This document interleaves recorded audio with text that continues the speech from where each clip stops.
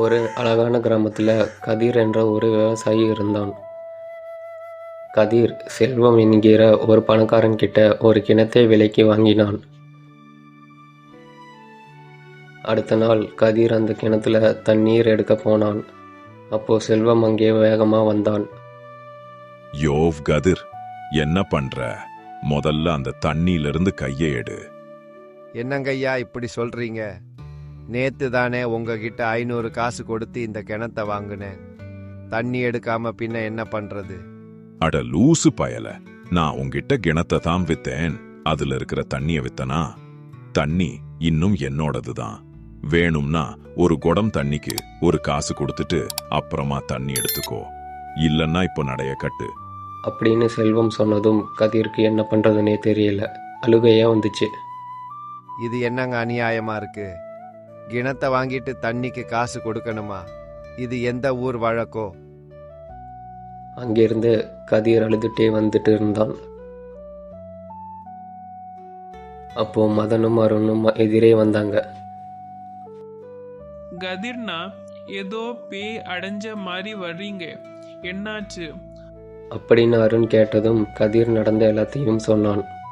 அண்ணே, நீங்க கவலைப்படாதீங்க, அந்த செல்வத்தை நாங்க பாத்துக்கிறோம். நீங்க நாளைக்கு பஞ்சாயத்தை கூட்டுங்க அப்படின்னு 2 பேரும் தைரியமா சொன்னாங்க.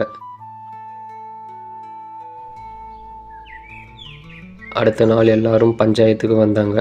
என்னப்பா செல்வம், ஏழை விவசாயி கிட்ட போய் இப்படி வில்லங்கம் பண்றாயாமே?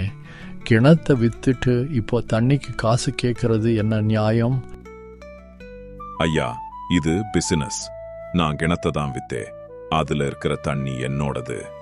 ஏன் தண்ணிய கதிர் எடுக்கணும்னா காசு கொடுத்து எடுக்கட்டும். இதுல என்ன தப்பு ஐயா? செல்வம் சொல்றதுலயும் ஒரு நியாயம் இருக்குதுங்க.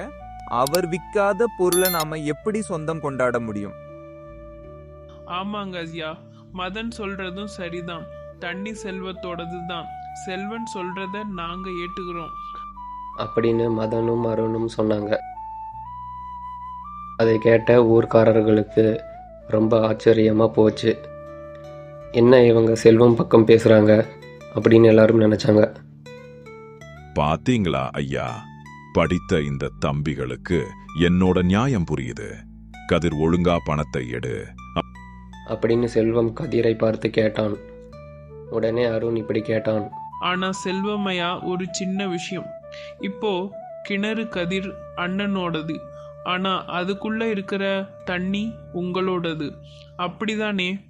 அதேதான் தம்பி, இப்பவாவது புரிஞ்சதே.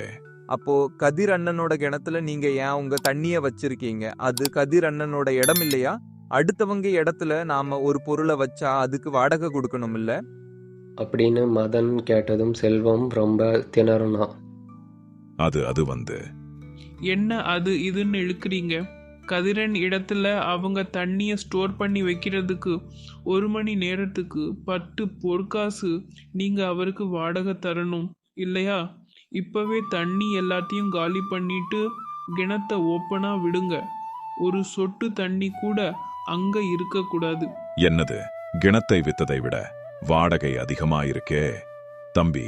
எல்லா தண்ணியையும் நான் எங்க எடுத்துட்டு போய் கொட்டுறது? அதுவும் இப்பவே வா.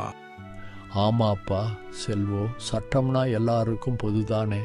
ஒன்று வாடகை கொடு, இல்லை தண்ணி அள்ளிட்டு ஓடு அப்படின்னு தலைவர் சொன்னாரு.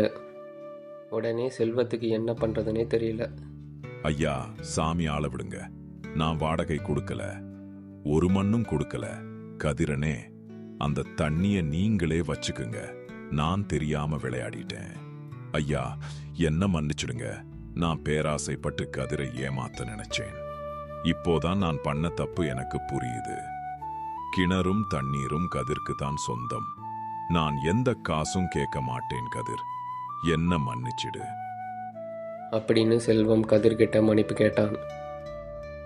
ஊர் ஜனங்க எல்லாரும் மதனையும் அருணையும் பாராட்டினாங்க.